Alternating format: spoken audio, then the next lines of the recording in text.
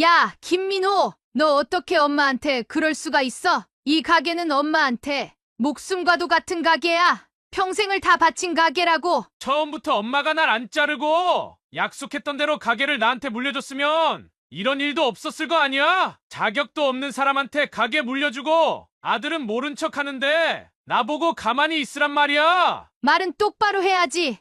내가 널 자른 게 아니라 네가 3달도 못 버티고 네 발로 나간 거잖아. 그리고 선희 이모는 엄마랑 같이 30년 넘게 이 가게에서 동고동락했던 사람이야. 코로나 때 가게 월세도 못 낼 때 월세도 같이 나눠 내준 사람이라고. 엄마, 정신 좀 차려. 선희 이모는 직원이고 나는 엄마 아들이야. 내가 직장까지 그만두고 가게 물려받으려고 고향에 왔는데 그런 아들을 내쫓고 피 한 방울 안 섞인 직원 이모한테 가게를 물려주는 게 말이 된다고 생각해? 대학까지 나와서 이런 허드레일 못하겠다고 했던 게 누군데 지금 와서 딴소리야? 설거지도 못하겠고 불판 가는 것도 못하겠고 손님들 상에 숯불 넣는 것도 뜨거워서 도저히 못하겠다면서 그러면서 무슨 수로 고깃집을 운영하겠다는 거냐고. 그런 건 직원들 뽑아서 그 사람들한테 시키면 되는 거잖아. 몸 쓰는 일은 직원이 하고 나는 머리 쓰는 일만 하면 될 거 아니야. 사장이 직원보다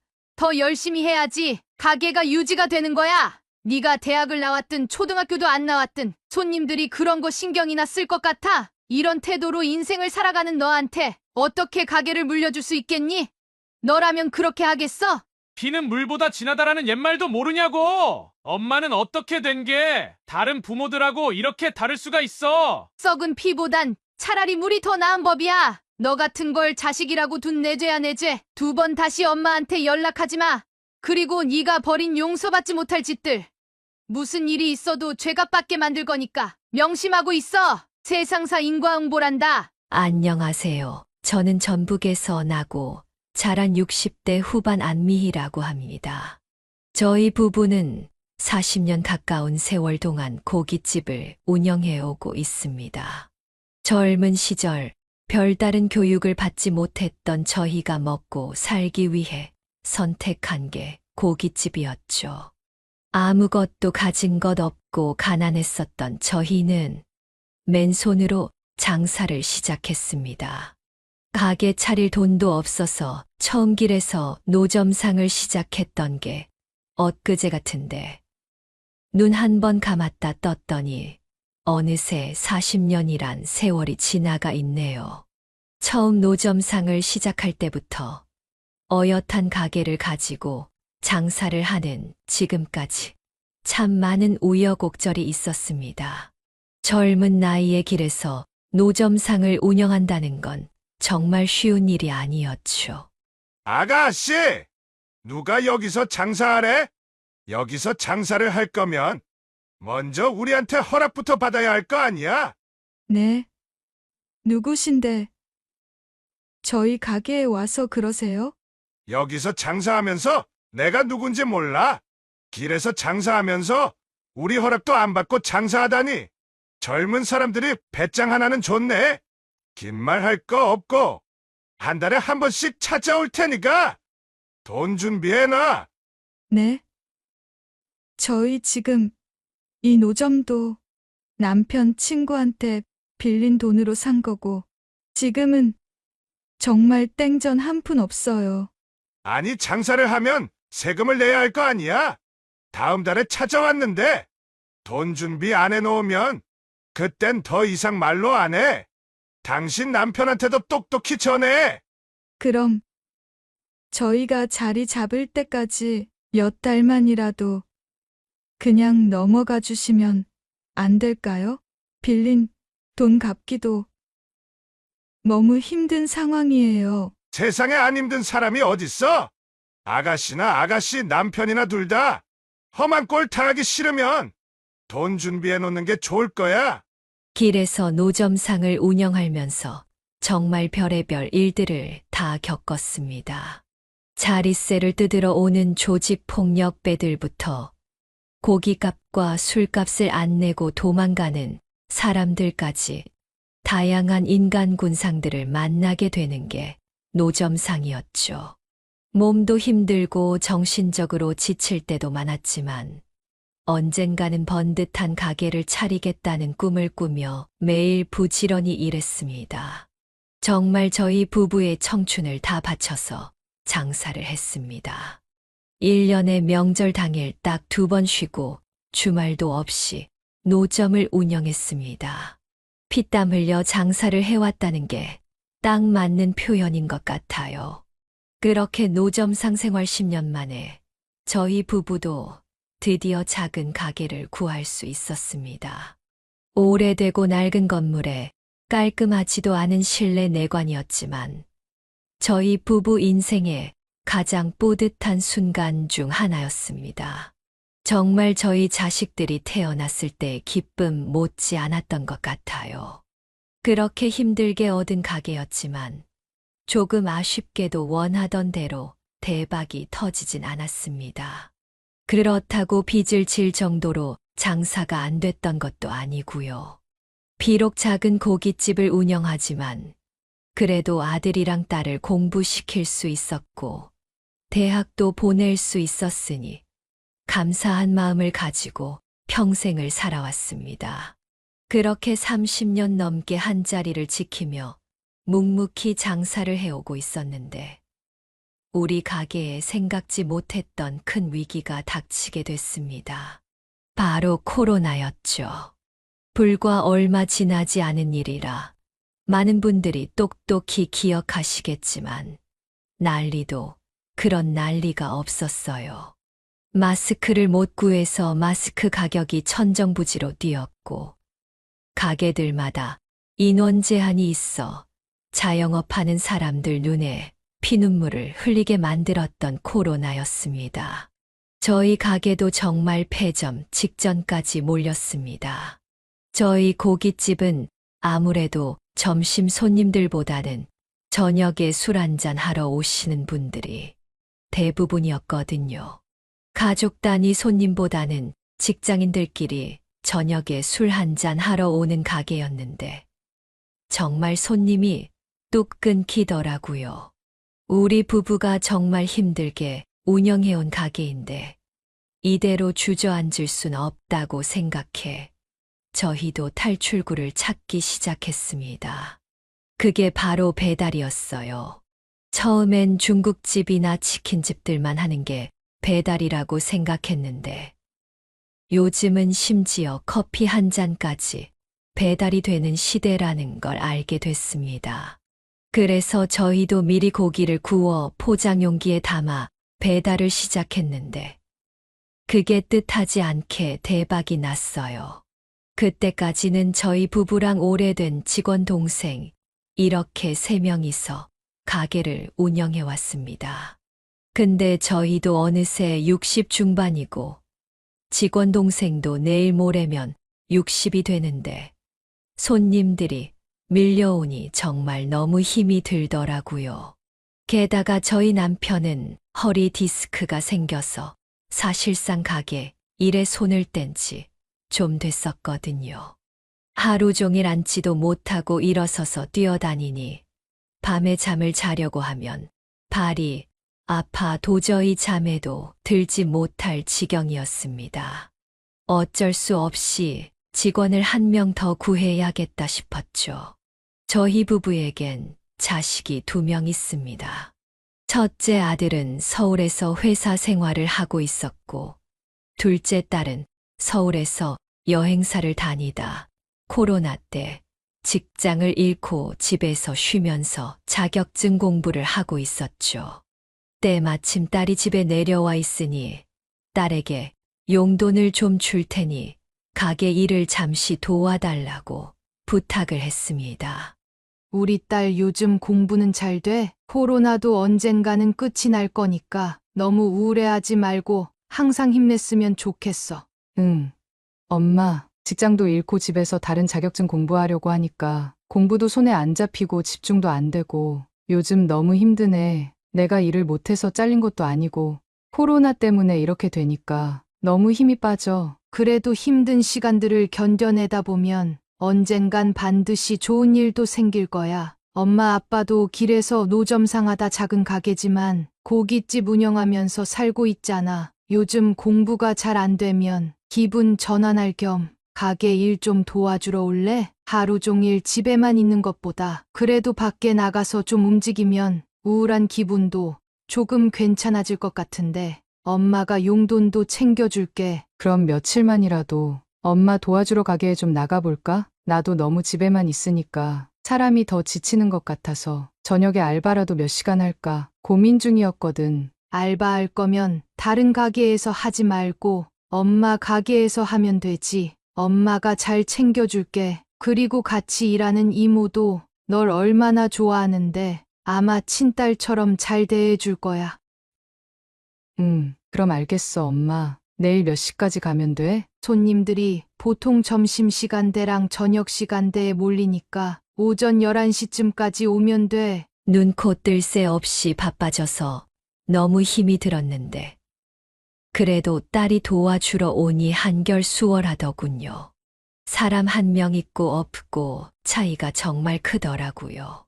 처음엔 딸이 하루 종일 집에만 있으니 기분 전환 겸 일주일 정도만 가게 일을 도와주기로 했었는데 딸이 제 생각보다 일을 잘했고 딸도 어느 정도 적성에 맞아 하는 것 같았어요. 고깃집 일이 힘들어서 사실 젊은 대학생들이 아르바이트를 하러 오면 며칠 못 버티고 그만두는 경우가 많거든요. 특히 숯불을 손님들 상에 넣어주는 일을 너무 힘들어 하더라고요. 그런데 너무 고맙게도 제 딸은 정말 씩씩하게 잘 버텨내줬고 손님들한테도 너무 싹싹하게 잘해서 손님들이 용돈까지 챙겨주셨어요. 그래서 딸을 한번 설득해보고 싶었습니다. 다시 직장을 구하기 전까지 계속 이 엄마를 좀 도와주면 안 되겠냐고요. 그리고 딸이 제 생각보다 열심히 일하는 모습을 보고 사실 저도 다른 욕심이 생겼거든요. 제가 앞으로 장사를 오래 해봤자 10년 정도 더 할 것 같은데 딸이 원한다면 가게를 물려주고 싶다는 생각이 들었습니다. 제 딸이 일을 하는 모습을 보니 어쩌면 저희 부부가 운영해왔던 것보다 더 운영을 잘할 수 있을 것 같다는 생각이 들었거든요. 다행히 딸도 그런 제 마음을 아는지 제대로 가게 일을 배워보고 싶다고 하더군요. 그렇게 저희는 1년 넘게 같이 일을 하고 있었습니다. 그리고 그렇게 길고 길었던 코로나도 드디어 끝이 났고 저희 식당도 다시 활력을 되찾았습니다. 배달 손님들뿐만 아니라 가게에 드시러 오시는 분들도 다시 늘어났거든요.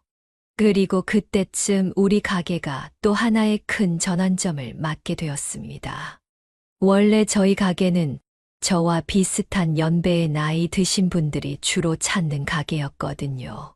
그런데 어느 날부터인가 20대 대학생들부터 30대 우리 자식 또래 손님들이 찾아 주시기 시작했어요. 알고 보니 저희 가게가 인터넷에서 유명해졌다고 하더라고요. 우리 가게가 그렇게 특출난 것도 없는데 인터넷에서 왜 유명해졌는지 찾아봤더니 오래된 노포라고 유명세를 탔다더군요. 몇십 년 된 허름한 가게들을 노포라고 부른다는데 젊은 사람들 중에 그런 감성을 찾는 사람들이 많아졌다고 해요. 사실 저희가 이걸 노린 건 절대 아니거든요. 수리를 했어도 진작에 했었어야 해요. 수리도 하고 인테리어도 깔끔하게 해야 한다고 늘 생각은 하고 있었는데 앞으로 장사를 더 해봤자 길어야 10년이라는 생각에 피일차일 미루고 있었습니다. 근데 가게에 그런 허름한 느낌이 뜻하지 않은 대박을 가져다 준 거였죠. 저희 가게 앞에 손님들이 대기표를 받고 줄을 서게 되리라곤 정말 상상도 못했습니다. 가게를 시작한 지 40여 년 만에 처음 겪는 일이라서 기쁜 것도 있었지만 사실 기쁨보다는 걱정이 앞섰습니다. 배달 손님들만 쳐내기에도 너무 바쁜데 가게를 직접 찾아오는 손님들까지 줄을 서 있으니 마음만 너무 조급해지더라고요. 가게 앞에 사람들이 줄을 서고 있다는 소식이 서울에서 회사 생활을 하고 있는 저희 아들 귀에도 들어간 모양이었습니다. 저희 딸이 말했거나 저희 남편이 얘기를 했던 것 같아요. 오랜만에 아들이 전화를 와서 요새 가게가 많이 바쁘다던데 괜찮냐고 물어보더군요. 엄마 요즘 가게에 손님들이 많아져서 많이 힘들다고 하던데 괜찮아? 민호야. 요즘 갑자기 손님들이 많아져서 너무 기분이 좋은데 몸이 힘들긴 힘드네. 엄마도 이제 나이가 많이 들어서 그런지 잠을 자고 아침에 일어나도 피로가 회복이 안 돼. 민지가 도와주는데도 많이 힘들어. 아빠도 몸이 많이 안 좋으시니까 크게 도움이 될 것 같진 않고 직원 한 명 더 뽑아야 하는 거 아니야? 응, 직원 한 명 더 뽑긴 해야 하는데 가게에 사람들 줄 서 있는 거 보면 그냥 돌아가 버리더라고. 비슷한 시급받는 거면 손님 없는 곳에서 편하게 일하고 싶은 거겠지. 엄마도 이해해. 같은 돈 받는 거면 굳이 고생할 필요는 없다고 생각하는 거니까. 그것도 그런데 엄마랑 선희 이모 그리고 민지까지 여자만 3명이잖아. 남자 직원이 한 명 필요할 것 같은데 사실 나 지금 일하는 회사 곧 그만둘 생각이거든. 아니, 잘 다니고 있던 회사를 왜? 매일같이 야근해야 하고 야근 안 하면 회식 따라가야 하고 직원들 수준도 떨어져서 어휴 도저히 그 인간들하고는 같이 직장 생활 못하겠어. 나도 잠시 고향에 내려가서 가게 일 좀 도와줄게. 너가 도와주겠다고 하는 건 엄마가 정말 고마운데 엄마 생각엔 조금 힘들더라도 계속 직장에 다니는 게 맞지 않나 싶어. 자영업보다 안정적이잖아. 나도 혼자서 충분히 생각해보고 내린 결론이야. 엄마 밑에서 일하다가 내가 모아놓은 돈으로 2호점을 차려보는 것도 좋을 것 같아서 요즘 인터넷에서도 유명해지고 하는 거 보니까 2호점 차리면 내가 직장에서 버는 것보다 훨씬 잘 벌 것 같기도 하고. 민호야, 장사라는 건 정말 앞으로 어떻게 될지 아무도 모르는 법이야. 지금 잠시 인터넷에서 유명해져서 손님들이 줄을 서고 있지만 한 달 뒤에도 계속 이러리란 보장이 없는 게 장사고 자영업이야. 엄마 생각엔 그냥 회사 생활 계속하는 게 나을 것 같은데. 일단 회사의 사표는 벌써 던져놨어. 내가 그래도 대학교도 나오고 서울에서 직장 생활했으니까 엄마 가게 운영하는데도 도움이 될 수 있을 거야. 한번 믿어줘. 저는 정말 가게에 대한 애착이 컸습니다. 한 평생을 함께한 가게였으니 저희 분신과도 같은 존재였죠. 그래서 지금 같이 일하는 딸이 가게 일을 제대로 배워보고 싶다고 했을 때 얼마나 기뻤는지 몰라요. 제 분신과도 같은 이 가게를 우리 딸이 물려받아서 이 가게가 더 번창하고 더 많은 손님들로 북적이는 모습을 상상만 해도 너무 즐거웠습니다. 그런데 또 한편으로는 자식들이 계속 직장 생활을 하는 게 더 나은 게 아닐까 하는 생각도 들더라고요. 자식들이 직장 생활을 하며 매달 꼬박꼬박 통장에 월급이 들어오는 걸 보니 자영업보다 돈은 적게 벌더라도 안정적인 게 최고인 것 같다는 생각이 들었거든요. 당장 한 달 뒤, 2달 뒤에 가게가 어떻게 될지 모르는 불안감은 안 가지고 살 테니 말이에요. 그래서 딸이 가게 일을 제대로 배워보고 싶다고 했을 때 너무나 기뻤던 것도 맞지만 아들이 잘 다니던 회사를 그만둔다고 하니 정말 말리고 싶은 것도 제 솔직한 마음이었습니다. 제가 몇 번을 더 말려봤지만 결국 저희 첫째 민호도 제 가게에서 일을 하게 됐습니다. 둘째 민지처럼 첫째 민호도 열심히 일을 해줄 거라 기대를 했지만 전혀 제 기대에 못 미치더라고요. 기대가 큰 만큼 실망도 컸던 걸까요? 저랑 같이 평생을 동고동락했고 곧 환갑이 되는 직원 동생 선희, 그리고 저희 둘째 딸이 일하는 모습을 지켜보다 첫째 아들이 일하고 있는 모습을 보면 너무 답답했어요. 그래도 2달 넘게 일을 했으면 지금 어떤 일을 해야 하는지 스스로 찾아서 해야 하는데 제가 입을 대기 전까지 늘 멀뚱히 서 있기만 하더라고요. 야단도 치고 싶었지만 아들 기가 죽을까봐 꾹 참고 있었죠. 그러던 어느 날이었습니다. 결국 가게가 발칵 뒤집히는 일이 생기고야 말았습니다. 민호야, 너 여기 앉아봐. 엄마가 너 왜 부른지 알지?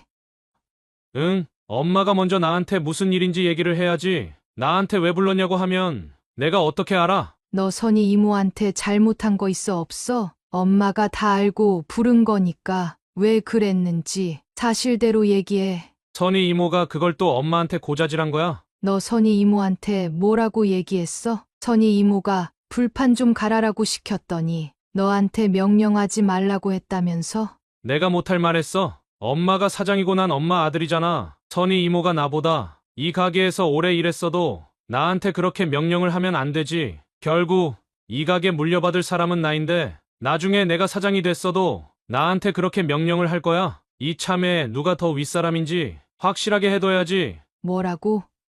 너 지금 말 다 했어. 누가 너한테 이 가게 물려준대? 네가 우리 가게 와서 일하는 꼴 좀 봐. 엄마가 가게에 있는데도 일을 이따위로 하는데 어떻게 너한테 가게를 맡기겠어? 그리고 선희 이모한테 가서 당장 사과해. 너가 그렇게 함부로 해도 되는 사람이 아니야. 선희 이모가 엄마 아빠랑 같이 일해온 세월이 30년이야. 너보다 훨씬 우리 가게에 대해서 잘 알고 가게가 어려울 때마다 얼마나 가게를 위해서 희생해온 사람인데 너가 우리 가게에 온 지 고작 얼마 됐다고 엄마도 평생 해본 적 없는 갑질을 하고 있어. 저희가 노점상을 하다 처음 가게를 구하고 지금 이 자리에 처음 고깃집을 오픈했을 때부터 지금까지 저희와 평생을 함께 해온 선이었어요. 선이도 내일 모레 60이 되는데 새파랗게 어린 저희 아들이 선이에게 갑질을 했다니 정말 화가 나서 뚜껑이 열리더군요. 어떻게 보면 가게 운영에 있어서는 저는 저희 남편보다도 선이를 더 믿고 의지해 왔습니다. 코로나가 발생하고 가게가 휘청거릴 때 심지어 가게 월세도 같이 나눠서 내주었던 사람이 선이었어요. 항상 가슴속에 고마운 마음을 가지고 있었는데 우리 아들이 갑질을 했다고 하니 너무 미안해서 차마 고개를 못 들겠더군요. 저희 아들 머릿속에는 오로지 2호점을 얼른 차려서 사장 노릇을 하고 싶다는 생각만 가득했고 가게 일을 배우려고 노력조차 하지 않았습니다. 직접 몸으로 일하고 몸으로 부딪히며 배워야 하는 게 장사일인데 어찌나 몸을 쓰기 싫어하던지 아들이 아니었으면 잘라도 진작에 잘랐을 거예요.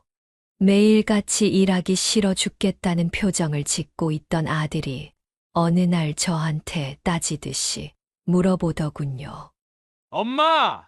내가 언제까지 가게에서 허드레일만 해야 해? 내가 이러려고 고향에 내려온 거 아니라고! 민호야, 너 지금 그게 무슨 말이야? 너가 가게에서 일한 지 얼마 됐다고 벌써 그런 말을 꺼내는 거니?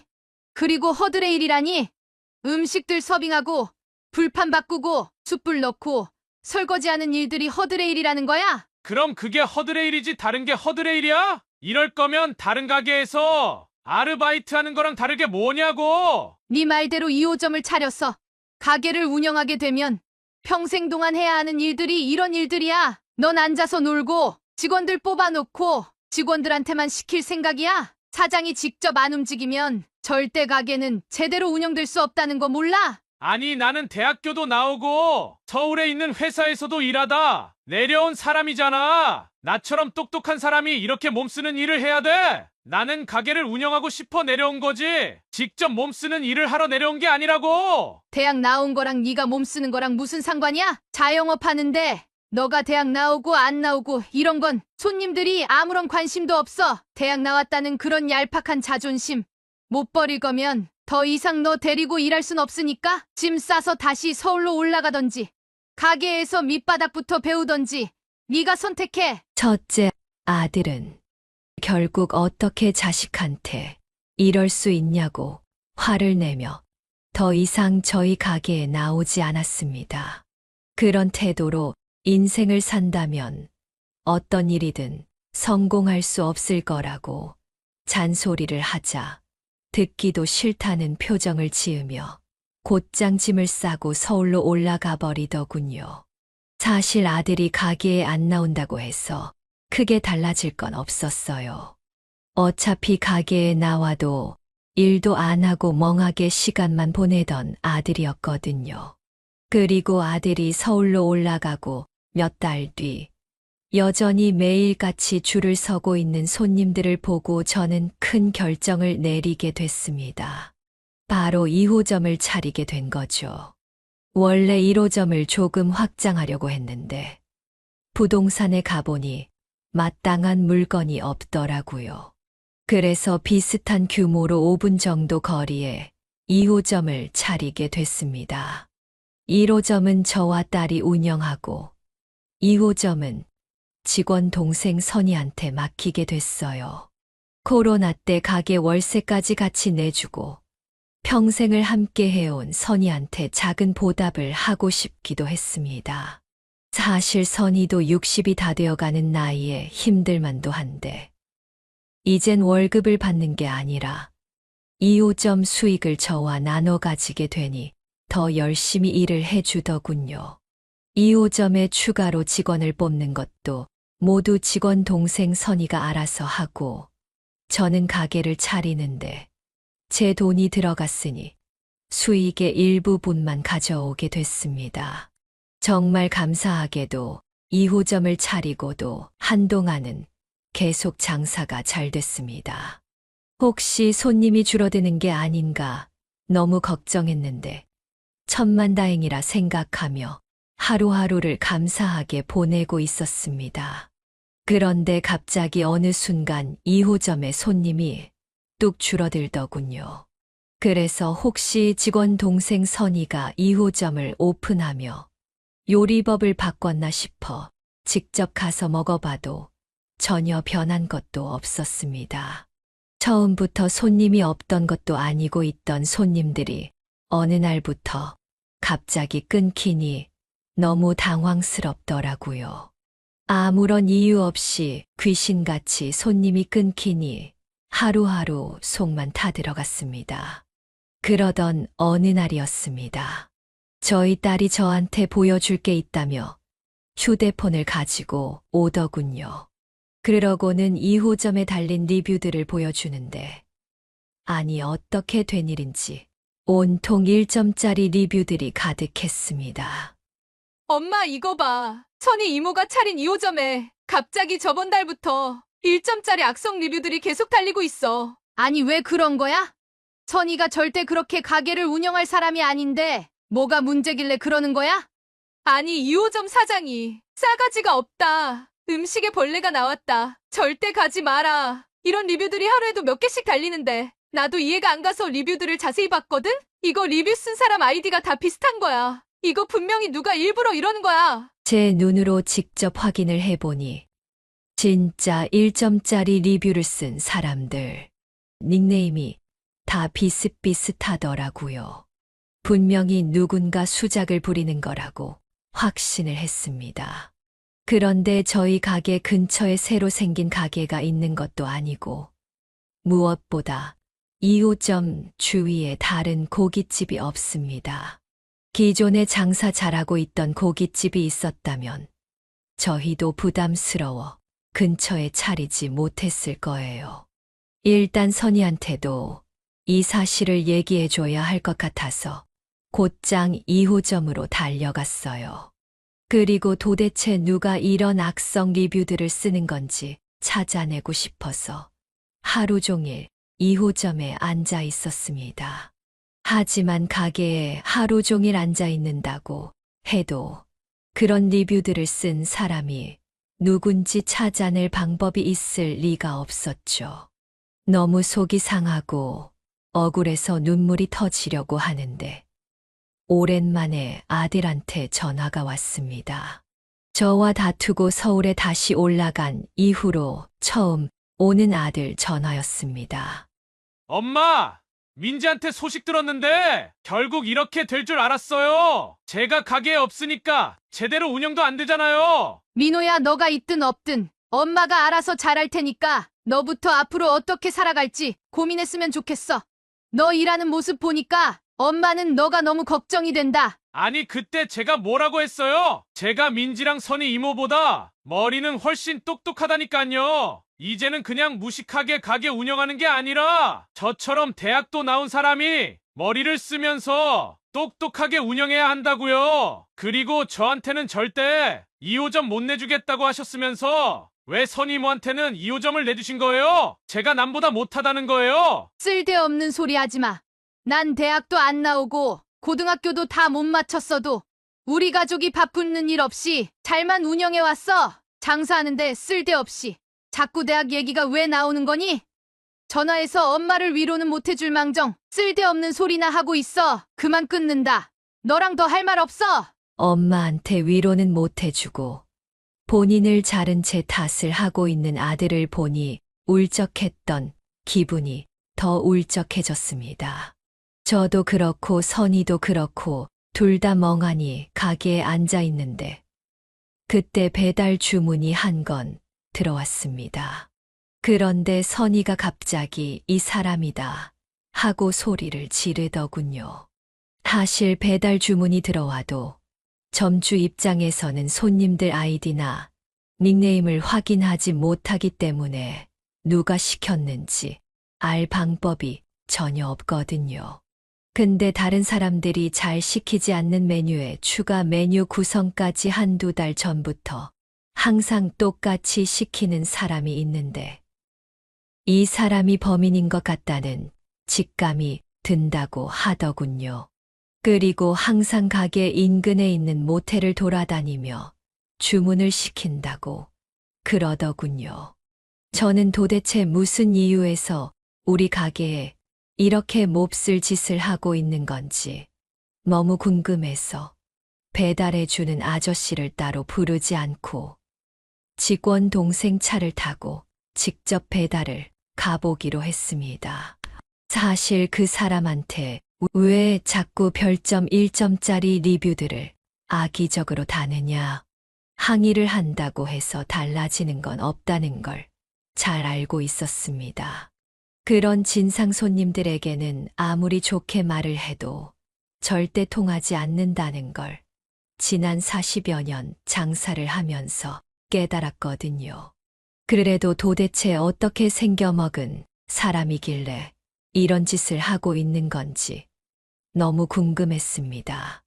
그렇게 주문이 들어온 모텔에 도착해서 엘리베이터를 타는 순간부터 가슴이 콩닥콩닥 뛰기 시작했습니다. 원래 겁이 많은 성격이라 그런지 너무 긴장이 됐습니다.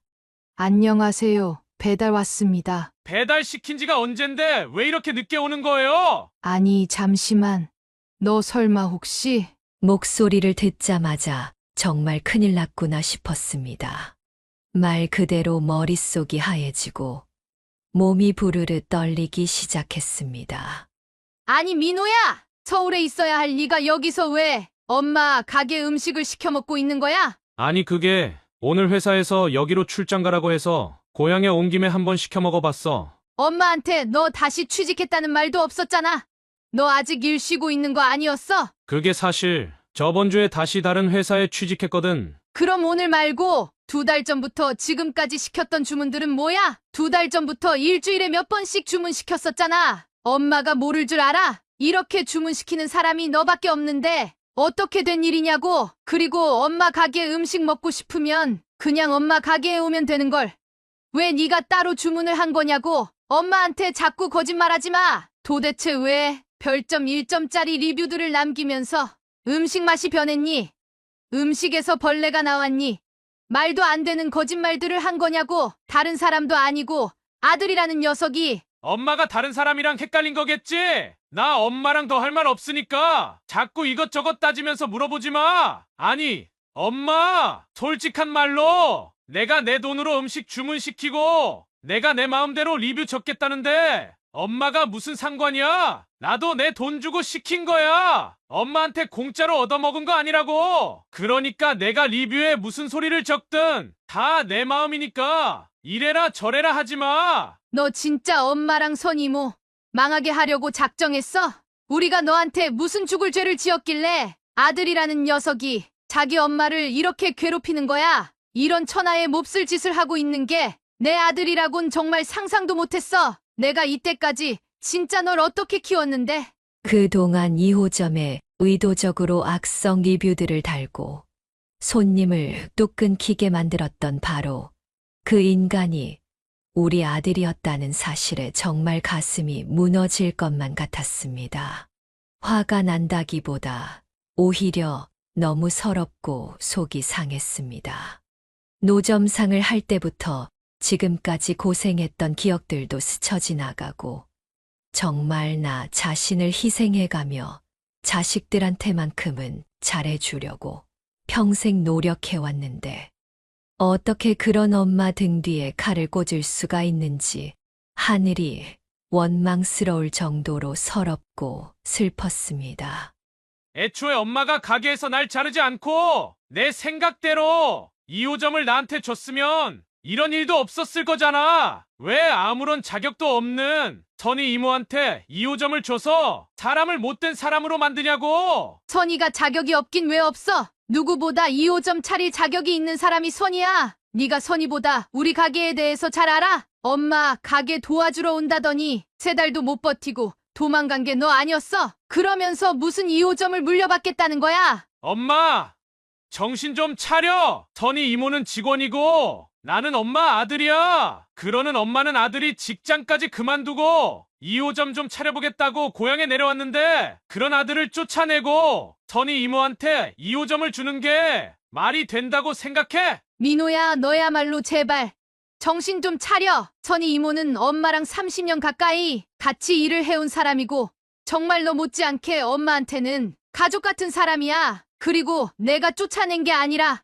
너가 스스로 더는 일을 못하겠다며? 설거지도 못하겠고 불판 가는 것도 못하겠고 손님들 상에 숯불 넣는 것도 뜨거워서 도저히 못하겠다면서 그러면서 무슨 수로 고깃집을 운영하겠다는 거냐고. 그런 건 내가 알아서 직원들 뽑아서 직원들한테 시키면 되는 거 아니야? 아들한테 그 정도도 못 해줘. 피는 물보다 진하다라는 옛말도 모르냐고. 썩은 피보단 차라리 물이 더 나은 법이야. 너 같은 걸 자식이라고 둔 내 죄야 내 죄. 내가 엄마 가게에서 잠시 일할 때도 엄마는 항상 선희 이모 편만 들었잖아. 내가 선희 이모한테 한 소리 했다고 얼마나 나를 무안하게 만들었냐고. 그래서 내가 그때 너한테 혼을 좀 냈다고 앙심을 품고 이런 몹쓸 짓을 벌였다는 거야? 민호야, 지금 이 순간부터 너는 더 이상 내 자식이 아니야. 더 이상은 널 어떻게 할 수가 없구나. 2번 다시 엄마한테 연락도 하지 말고 집에도 찾아오지 말고 가게에도 얼씬거리지 마. 그리고 지난 2달 동안 네가 벌인 용서받지 못할 짓들 무슨 일이 있어도 법의 처벌을 받게 만들 거니까 이 엄마를 원망하지 마렴. 세상사 인과응보란다. 저는 그날 이후 2번 다시 아들과 어떤 연락도 주고받지 않았습니다.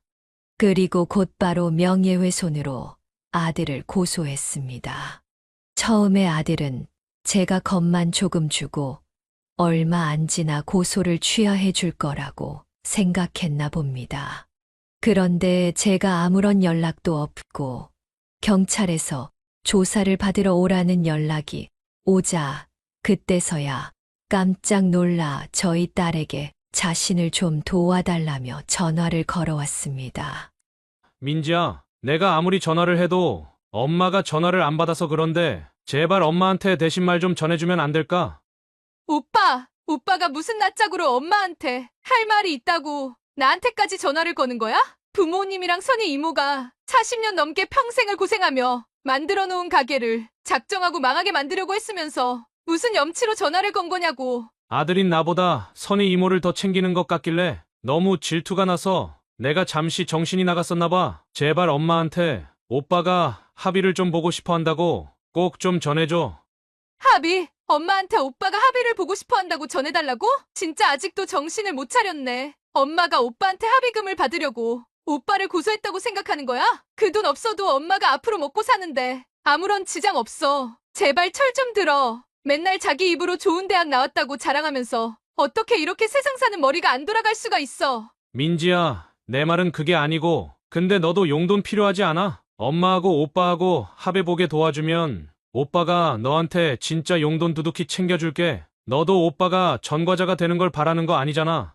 그치? 진짜 너가 섭섭하지 않게 넉넉하게 돈 챙겨줄 테니까 엄마하고 오빠하고 만날 수 있게 자리 한 번만 마련해줘. 야, 김민호. 아직도 이해가 안 가? 지금 나한테 전화해서 돈으로 합의 볼 생각을 할 게 아니라 미안하다라는 말이 먼저 나와야 하는 거야. 자식이 돼서 부모 등에 칼을 꽂아버렸으면 정말 죄송하다고 용서부터 구해야 하는 게 맞는 거라고. 엄마랑 선희 이모 앞에서 죽을 죄를 지었다고 싹싹 빌어도 모자랄 판에 뭐 얼마면 합의를 할 수 있냐고? 제발 정신 좀 차려. 진짜 언제 사람 될래? 경찰이 본격적으로 아들을 조사하자 더 놀라운 사실이 드러났습니다. 아들이 따로 알바까지 고용해서 악의적인 리뷰들을 달았다고 하더라고요. 2호점에 방문해서 주문시킨 고기들을 제대로 굽지도 않고 다 남기고 갔던 손님들이 다 그런 사람들이었다고 합니다. 이 소식을 전해 듣자 아들을 용서할 수 없다는 제 생각이 더 확고해졌습니다.